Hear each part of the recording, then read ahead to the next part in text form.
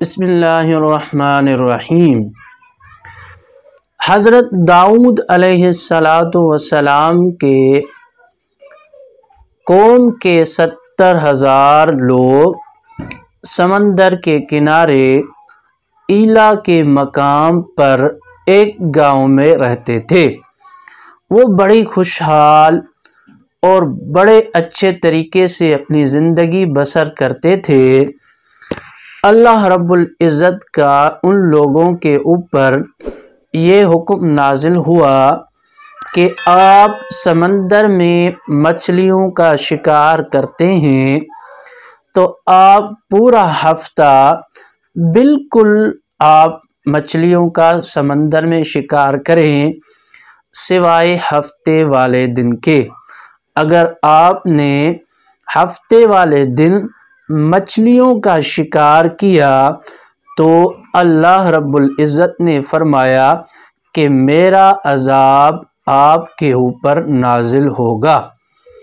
اب ہوا یوں کہ اس قبیلے میں 70,000 لوگ رہتے تھے۔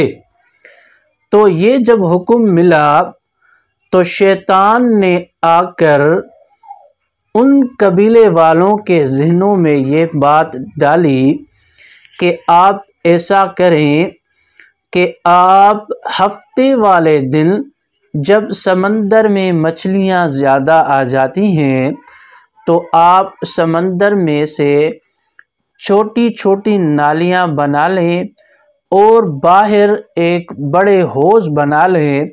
جب مچھلیاں زیادہ ہوں گی تو ان نالیوں کے ذریعے آپ کے حوضوں میں وہ مچھلیاں جمع ہو جائیں گی اور آپ اتوار والے دن جا کر مچھلیوں کا شکار کریں۔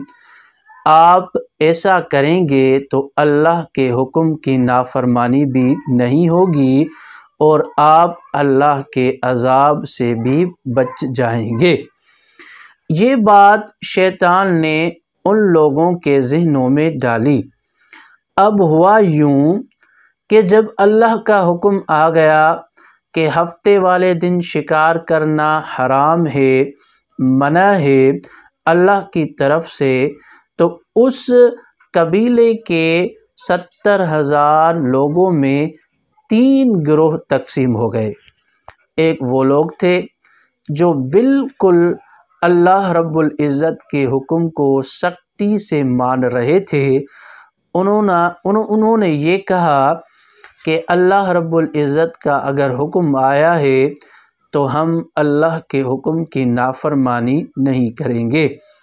اور دوسرے وہ لوگ تھے جنہوں نے کہا کہ ہم اللہ کے حکم کی نافرمانی نہیں کریں گے، مگر وہ خاموشی ان لوگوں نے اختیار کی۔ اور تیسرا وہ گروہ تھا، انہوں نے یہ کہا کہ ہم تو ہفتے والے دن شکار کرتے ہی نہیں، ہم تو شکار اتوار والے دن کریں گے تو ہمارے اوپر عذاب کیسے نازل ہوگا۔ یہ ان لوگوں کا ذہن تھا اور وہ اس بات پر ڈٹ گئے۔ اب ہوتا یہ تھا کہ ہفتے والے دن سمندر میں مچھلیاں اتنی زیادہ تعداد میں نکلتی تھیں کہ پورا سمندر مچھلیوں سے بھر جاتا تھا، اور عام دنوں میں پورے سمندر میں مچھلیاں بالکل غائب ہو جاتی تھیں۔ اب تیسرے گروہ نے جب یہ کام کرنا شروع کیا تو وہ جو 2 گروہ تھے ان 2 گروہوں نے اس تیسرے گروہ کا بالکل ساتھ نہیں دیا۔ ہوا یوں کہ ان لوگوں نے اپنے گھروں کے جو دروازے تھے ان کے بیچ میں ایک بڑی دیوار کھڑی کر دی اور اپنے دروازے بھی اس تیسرے گروہ سے الگ کر دیے۔ وہ اپنے گھروں کے دروازے الگ کر کے اپنے طرف سے آنا جانا شروع کر دیا، یعنی تیسرا گروہ الگ ہو گیا اور پہلا اور دوسرا گروہ آپس میں مل گئے۔ اب ان لوگوں نے اللہ کی نافرمانی جو شروع کر دی تو اللہ رب العزت کا عذاب بالکل آنا تھا۔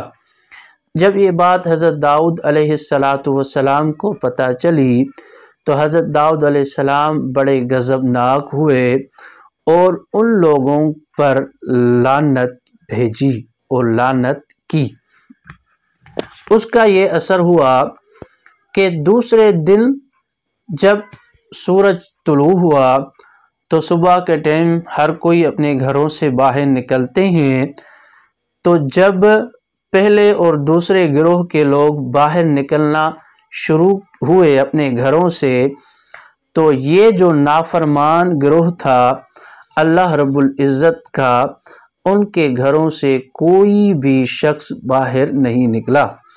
تو وہ پہلے اور دوسرے گروہ والے لوگ جمع ہوئے، جب ان کے گھروں میں داخل ہوئے، دروازے کھولے تو دیکھتے ہیں کہ اس گروہ کے تقریباً 12,000 لوگ تھے، وہ 12,000 لوگ بندر بن چکے تھے، اور وہ لوگ اپنے رشتہ دار جو پہلے اور دوسرے گروہ والے تھے ان کو وہ بندر پہچان رہے تھے، ان سے مل رہے تھے، اور وہ جو لوگ تھے اللہ کے عذاب سے بچ گئے پہلے اور دوسرے گروہ والے، وہ ان بندروں کو نہیں جان رہے تھے کہ یہ کون ہے اور کون سا شخص ہمارے ساتھ مل رہا ہے اور ہماری گود میں آ کر بیٹھ رہا ہے، کیونکہ وہ اپنی حالت اصلی کھو چکے تھے، وہ انسانوں سے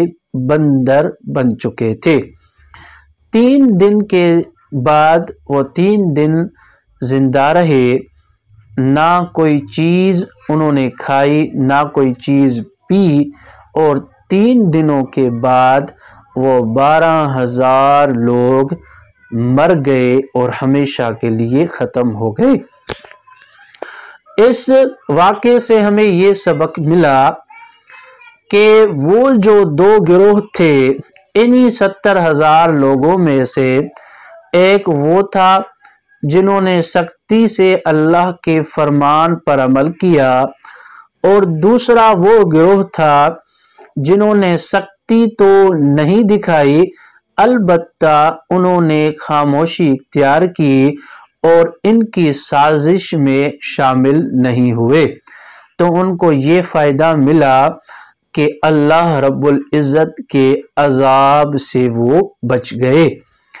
ہمیں بھی یہی چاہیے کہ اللہ کی فرمان پر عمل کریں، اللہ کے احکام پر عمل کریں، تو اللہ رب العزت ہم سے بھی راضی ہوگا اور ہم بھی اللہ رب العزت کے عذاب اور غضب سے بچ جائیں گے۔ یہ دنیا بھی اور آخرت والی دنیا بھی ہم لوگوں کی سنور جائے گی۔ اللہ رب العزت میرا کہنا اپنی بارگاہ میں قبول فرمائے۔ وما علینا الا البلاغ المبین۔